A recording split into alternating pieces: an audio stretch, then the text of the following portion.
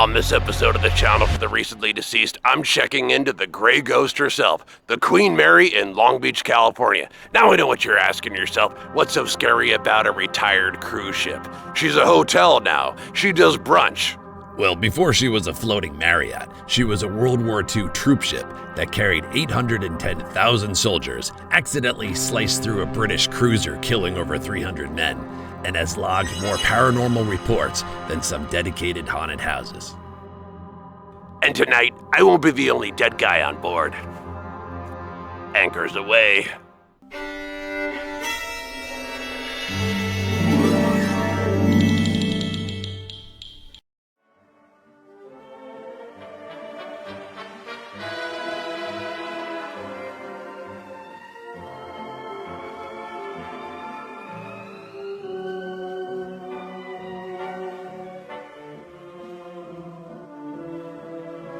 The Queen Mary launched in 1934, and for a brief, shining moment, about 3 years, she was the most luxurious ocean liner on the planet. Greta Garbo sailed on her.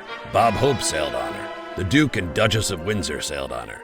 She was the Titanic, but the version that actually worked. Then 1939 happened. War broke out, and they painted her gray, ripped out the chandeliers, and turned her into a troop transport so fast the German U-boats could not catch her.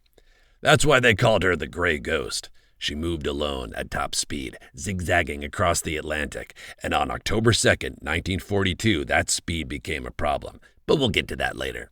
First, let's talk about the ghosts, because there are a lot of them. Our first stop is the observation bar, because this ghost needs a drink. The Art Deco bar is a hotspot of paranormal activity. Guests and staff have reported seeing figures dressed in 1930s-era attire lingering near the bar area who vanish when approached. Unexplained sounds like faint vintage jazz music or disembodied whispers from unoccupied corners of the lounge, and sudden temperature drops. A few years back, a plaque used to hang on this wall right here and other parts of the ship, highlighting significant ghost sightings over its long career. This is the old nursery on board the ship.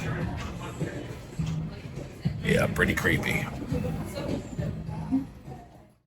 This is the Queen's Salon. After the ship docked permanently in 1967, reports began to emerge of a beautiful woman in a white gown by the grand piano. But when the piano was moved to the cocktail lounge of Sir Winston's restaurant, her apparition was spotted there. Wherever the piano goes, the lady in white follows.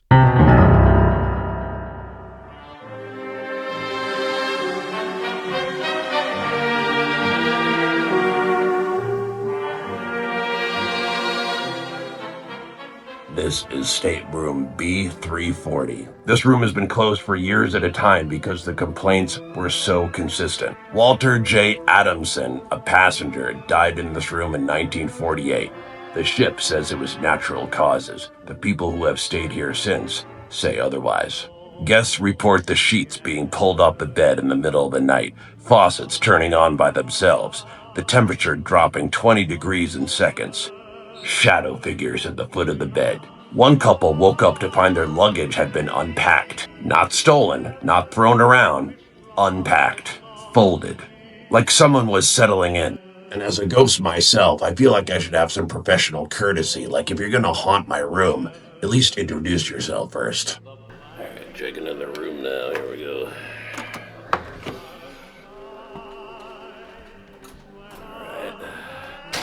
So here's where I'm sleeping tonight. It's cozy and kind of something is watching me from the corner of the room kind of vibe. Our next stop is the first-class swimming pool, which unfortunately is currently closed off to the general public, so we'll have to make do with archival photos. The pool has two regulars. The first is a little girl named Jackie, who reportedly drowned here. Guests and staff have heard a child's voice near the empty pool, heard splashing, and have even seen small, wet footprints leading away from the tile.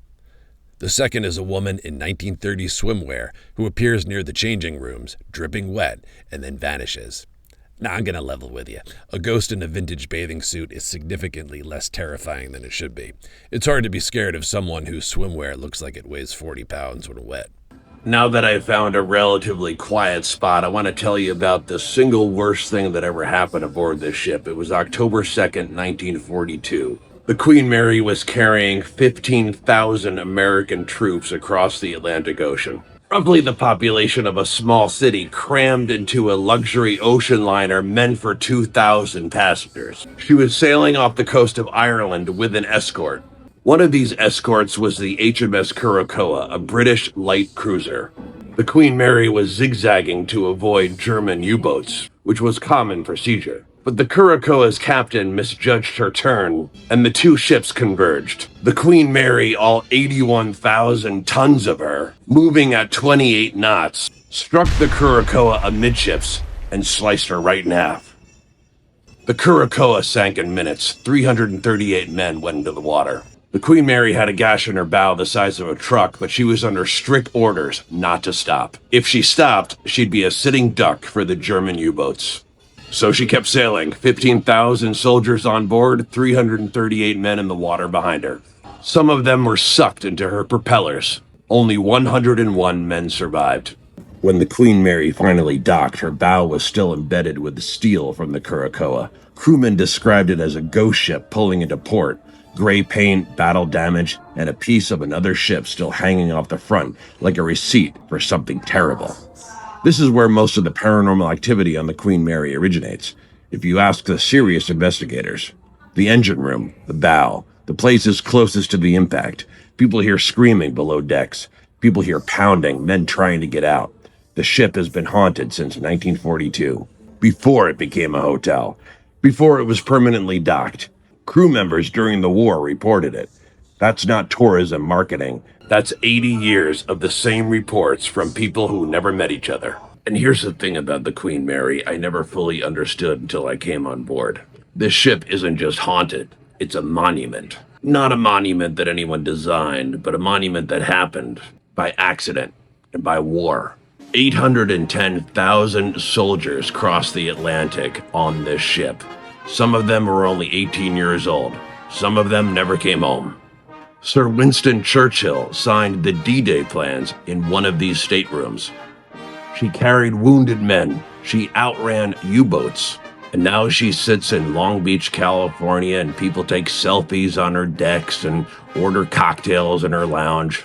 And they sleep in her staterooms, and yet few have any idea about the history of this ship. And I think that's why the paranormal activity feels so different on the Queen Mary, unlike other haunted locations. It's not one tragedy, it's not one ghost, it's layers. Decades of human experience crammed into 1,019 feet of steel and wood.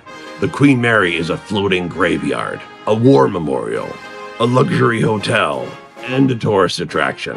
All at once. And if that doesn't give you pause, I don't know what will. Well, I'm back at the room, and this ghost has got to get some shut-eye. But it's getting late here. But I'll let you know in the comments below if something unusual happens to me at night. The last time I stayed on board, something unusual did happen. I woke up in the middle of the night around 2 a.m., and I smelled women's perfume. It lasted about 20 seconds and then it was gone, which I thought was very strange. There was no one walking by the room. I didn't hear anybody, but I smelled a very strong scent of perfume, and then it was gone. So I'll let you know in the comments if anything happens to me tonight. And I kind of hope nothing does, because I need some rest. If you like videos like this, smash that like and subscribe button. It really helps the channel out. Oh, and let me know in the comments below, would you stay in Stateroom B340? Yeah? For how much money? Would you do it for free? Would you do it for $1 million? You've been watching the channel for the recently deceased. Until next time, never trust the living. And I'll talk to you in the next one. Good night.